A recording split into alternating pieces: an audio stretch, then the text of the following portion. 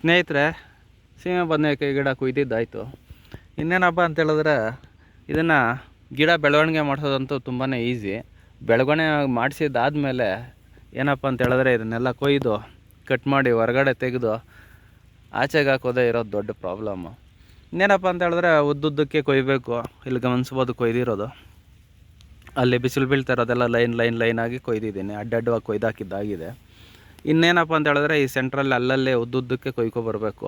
ಇವತ್ತು ಬಿಸಿಲು ಜಾಸ್ತಿ ಆದಮೇಲೆ ಏನಾಗುತ್ತೆ, ಇದು ಕಣ್ಣಲ್ಲಿ ಧೂಳೆಲ್ಲ ಉದುರ್ತಾ ಇರ್ತದೆ, ಈ ಒಣಗಿರೋ ಎಲೆಗಳು. ಅದಕ್ಕೆ 12 ಗಂಟೆವರೆಗೂ ಕೊಯ್ದ್ರಿ ಅಷ್ಟೇ. ಸೊ ಇನ್ನೇನಪ್ಪ ಅಂತ ಹೇಳಿದ್ರೆ ನಾಳೆ ಬೆಳಗ್ಗೆ ಬಂದುಬಿಟ್ಟು ಇನ್ನೊಂದು 4 ಲೈನ್ ಉಳಿದಿದೆ ಕೆಳಗಡೆ ಪೀಸಲ್ಲಿ. ಸೊ ಅದನ್ನು ಕೊಯ್ದುಬಿಟ್ಟು ಆಮೇಲೆ ಉದ್ದುದ್ದಕ್ಕೆ ಕೊಯ್ದುಬಿಟ್ಟು ಇದನ್ನೇನಪ್ಪ ಮಾಡಬೇಕಂದ್ರೆ ಚಿಕ್ಕದಾಗಿ ಪೀಸುಗಳು ಮಾಡಬೇಕು ಸ್ನೇಹಿತರೆ. ಇದೆಲ್ಲ ಪೀಸುಗಳು ಮಾಡಿಬಿಟ್ಟು ಆಮೇಲೆ ಇದನ್ನು ಚಿಕ್ಕದಾಗಿ ಹೊರಗಡೆಗೆ ತೆಗೆದು ಎತ್ಕೊಂಡೋಗಿ ಎಲ್ಲಾದರೂ ಒಂದು ಕಡೆ ಹಾಕಿಟ್ರೆ ಗೊಬ್ಬರ ಆಗುತ್ತೆ ಸ್ನೇಹಿತರೆ. ಒಳ್ಳೆ ಪುಡಿ ಥರ ಗೊಬ್ಬರ ಆಗುತ್ತೆ. ಸೊ ಅದನ್ನು ಮಾಡ್ಬೋದು. ಆಮೇಲೆ ಇನ್ನೇನಪ್ಪ ಅಂತ ಹೇಳಿದ್ರೆ ಈ ಚಿಕ್ಕ ಟ್ಯಾಕ್ಟ್ರಿ ಕರ್ಕೊಬಂದು ಇದನ್ನೆಲ್ಲ ಉಳುಮೆ ಮಾಡಿಸ್ಬೇಕು. ನೋಡಿ ಕೊಯ್ದ್ಮೇಲೆ ಹೆಂಗೈತೆ ಗಿಡ. ಆಮೇಲೆ ಇದೆಲ್ಲ ತೊಳೆದ್ಬಿಟ್ಟು ಕ್ಲೀನ್ ಮಾಡಿಬಿಟ್ಟು ಏನು ಬೆಳೆ ಹಾಕೋಣ ಅಂತ ಇನ್ನೂ ಯೋಚನೆ ಮಾಡಿಲ್ಲ. ಏನು ಬೆಳೆ ಹಾಕಿದ್ರೆ ರೇಟ್ ಬರ್ತದೆ ಅಂತ ಎಲ್ಲರೂ ನನ್ನ ಕೇಳ್ತಾಯಿದ್ರಿ. ನಾನೇ ನಿಮ್ಮನ್ನು ಕೇಳ್ತಾಯಿದ್ದೀನಿ ಇವಾಗ. ಯಾರಾದರೂ ಐಡಿಯಾ ಕೊಡೋರಿದ್ರೆ ಕೊಡ್ರಿ. ಒಂದು ಅರ್ಧ ಎಕರೆ ಐತೆ, ಸ್ಪ್ರಿಂಕ್ಲರ್ ಐತೆ. ಸ್ಪ್ರಿಂಕ್ಲರ್ ಬೆಳೆ ಹೇಳಿದ್ರೂ ಪರವಾಗಿಲ್ಲ, ಡ್ರಿಪ್ಪು ಐತೆ, ಡ್ರಿಪ್ ಬೆಳೆ ಹೇಳಿದ್ರೂ ಪರವಾಗಿಲ್ಲ. ಯಾವುದಾದ್ರು ಸ್ವಲ್ಪ ಚೆನ್ನಾಗಿ ಮಾರೋದನ್ನು ಐಡಿಯಾ ಕೊಟ್ಟರೆ ಚೆನ್ನಾಗಿರುತ್ತೆ. ಕಾಮೆಂಟಲ್ಲಿ ಬಂದು ಕಾಮೆಂಟ್ ಮಾಡ್ರಿ. ಇನ್ನೇನು ಮಾಡೋಕ್ಕೆ, ನಾನು ಏನಾದರೂ ಬೇರೆ ಬೆಳೆ ಮಾಡೋಣ ಅಂದರೆ ಯಾವ್ದು ಮಾರ್ತದೋ ಯಾವ್ದು ಇದಿಲ್ಲ ಗೊತ್ತಿಲ್ಲ. ಬೀನ್ಸ್ ಮಾಡೋಣ ಅಂದರೆ ಬೀನ್ಸ್ ಕಂಟಿನ್ಯೂಸ್ ಆಗಿ ಮಾರ್ತಾ ಇರೋದ್ರಿಂದ ಅದೆಷ್ಟು ಜನ ಊತವರೋ ಏನೋ ಅದು ಗೊತ್ತಿಲ್ಲ. ಇನ್ನು ಸೀಮೆ ಬದನೆ ಮಾಡ್ಬೇಕಂತ ಹೇಳಿದ್ರೆ ಮತ್ತು ಗಿಡ ಇಟ್ಟರೆ ಫಸಲು ಬರೋ ಪಟ್ಕೆ ಒಂದು 3 ತಿಂಗಳು ಬೇಕಾಗ್ತದೆ. 3 ತಿಂಗಳು ಸುಮ್ಮನೆ ನೀರು ಬಿಡ್ತಾನೆ ಇರಬೇಕು.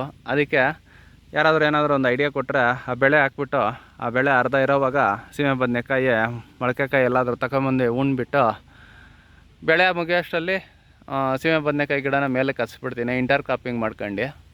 ಸೊ ಯಾರೋ ಏನು ಬೆಳೆ ಐಡಿಯಾ ಕೊಡ್ತೀರೋ ನೋಡೋಣ. ಇದು ಯಾಕಂತ ಹೇಳಿದ್ರೆ ಚಪ್ರ ಇರೋದ್ರಿಂದ ಆದಷ್ಟು ಯಾವುದಾದ್ರು ಚಪ್ರ ಇದು ಬಳ್ಳಿ ಬೆಳೆನೇ ರೆಕಮೆಂಡ್ ಮಾಡಿರಿ, ನೋಡೋಣ. ಇಲ್ಲ ಅದನ್ನು ಬಿಟ್ಟರೆ ಬೇರೆ ಏನಾದರೂ ಹಾಕ್ರಿ ಅಂತ ಹೇಳಿದ್ರೆ ಯಾರಾದರೂ ಐಡಿಯಾ ಇದ್ದರೆ ರೇಟ್ಗಳು ಮಾರೋವು ಹೇಳ್ರಿ, ಹಾಕ್ತೀನಿ. ಆಮ್ಯಾಕೆ ಇನ್ನೇನು ಇವತ್ತು ಅಷ್ಟೇ ಕೆಲಸ. ಇದರಲ್ಲಿ ಅಲ್ಲೊಂದು ಕಾಯಿ ಸಿಕ್ತು. ಅವೆಲ್ಲ ಒಂದು 2 ಮೂಟೆ ಆಯಿತು, ಅದು ಮಡಗಿದ್ದೀನಿ. ಇವಾಗ ಅದನ್ನು ವೇಲೂರು ಅಂತ ಹೇಳಿದ್ರೆ ತಮಿಳ್ನಾಡು ಮಾರ್ಕೆಟ್ಗೆ ಹಾಕಿ ಕಳಿಸ್ಬೇಕು. ಏನೋ ರೇಟ್ ನೋಡಿದ್ರೆ ಮೊನ್ನೆ ಹಾಕಿದ್ದೆಲ್ಲ ಫಸ್ಟಲ್ಲಿ 40-30 ಮಾರ್ತಾ ಇದ್ನಂತೆ. ಇವಾಗ ಇದರಲ್ಲಿ ಚಪ್ರ ಕೊಯ್ಯೋವಾಗ ಸಿಕ್ಕಿರೋ ಕಾಯಿನೆಲ್ಲ ಇಕ್ಕಿದ್ದೀನಿ. ಅದನ್ನು ಹಾಕಿ ಕಳಿಸ್ಬಿಡ್ಬೇಕು. ಹಾಕಿ ಕಳಿಸ್ಬಿಟ್ಟು ನಾಳೆ ಇನ್ನೂ ಒಂದೊಂದು ಕಾಣಿಸ್ತದೆ ಆ ಕಾಯಿಗಳನ್ನೆಲ್ಲ. ಅದು ಇನ್ನೊಂದು ಮೂಟೆ 2 ಮೂಟೆ ಆಗ್ತದೆ, ಅದನ್ನು ಹಾಕ್ಬೇಕು.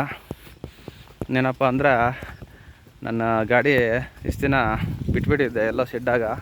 ಪಾಪ ತುಂಬಾ ಕಷ್ಟ ಬಿದ್ದಿದೆ ನನಗೋಸ್ಕರ ಈ ಗಾಡಿ. 22 ವರ್ಷ ಆಗೈತೆ. ಒಂದು 2 ಸಲ ರೀಸೆಟ್ ಆಗಿ 26,000 ಓಡೈತೆ ತಿರ್ಗಾ. ನನ್ನ ಸ್ಪ್ಲೆಂಡರ್ ಗಾಡಿ, ಹಳೇ ಮಾಡಲ್ ಗಾಡಿ, 2002ರದ್ದು. ಸೊ ಅದಕ್ಕೆ ಏನು ಮಾಡೋಣ ಅಂತ ಎತ್ಕೊಬಂದು ಹೊರಗಡೆ ಎಲ್ಲ ರೆಡಿ ಮಾಡಿಸಿ ಇವಾಗ ಇದನ್ನೇ ಓಡಿಸ್ತಾಯಿದ್ದೀನಿ. ನಮ್ಮ ಐರಾವತನ್ನು ತಗೊಂಡೋಗಿ ಸ್ವಲ್ಪ ರೆಸ್ಟಲ್ಲಿರಪ್ಪ ಅಂತ ಹೇಳ್ಬಿಟ್ಟು ಬಿಟ್ಟಿದ್ದೀನಿ. ಅದಕ್ಕೂ ಬೋರ್ ಮಾಡಿಸ್ಬೇಕು, ಇನ್ನೂ ಮಾಡಿಸಿಲ್ಲ.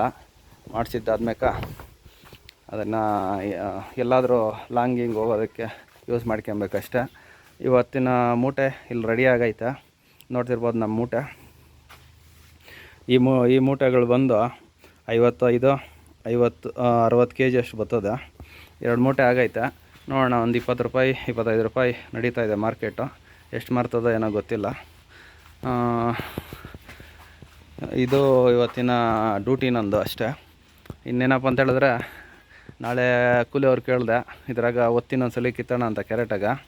ಅವರು ಬರೋಲ್ಲ ಅಂದರು. ಸರಿ ನಾಳಿದ್ದು ಬರ್ತೀನಿ ಅಂತ ಹೇಳೋರ. ಸೊ ಅದಕ್ಕೆ ನೀರೇನು ಬಿಟ್ಟಿಲ್ಲ ಇವತ್ತು. ನಾಳೆ ಸ್ವಲ್ಪ ನೀರು ಬಿಟ್ಬಿಟ್ಟು ನಾಳಿದ್ದು ಇನ್ನೊಂದ್ಸಲಿ ಒತ್ತು ಕಿತ್ಬಿಟ್ರೆ ಆಮೇಲೆ ಒಂದು ಔಷಧಿ ಕೊಡಬೇಕಾಗ್ತದೆ. ಆಮೇಲೆ ಇನ್ನೊಂದು 2 ಔಷಧಿಗೆ ಬೆಳೆ ಆಗತ್ತದೆ. ನೋಡೋಣ. ಸೊ ಇವತ್ತಿನ ಮಾತುಕತೆ ಇಷ್ಟ. ವಿಡಿಯೋ ಇಷ್ಟ ಆಗಿದ್ರೆ ಚಾನಲ್ನ ಸಬ್ಸ್ಕ್ರೈಬ್ ಮಾಡಿಕೊಂಡು ವಿಡಿಯೋಸ್ನ ಆದಷ್ಟು ಲೈಕ್ ಮಾಡಿ, ಶೇರ್ ಮಾಡಿ. ಧನ್ಯವಾದಗಳು. ಶುಭ ದಿನ. Take care. ಬಾಯ್ ಬಾಯ್.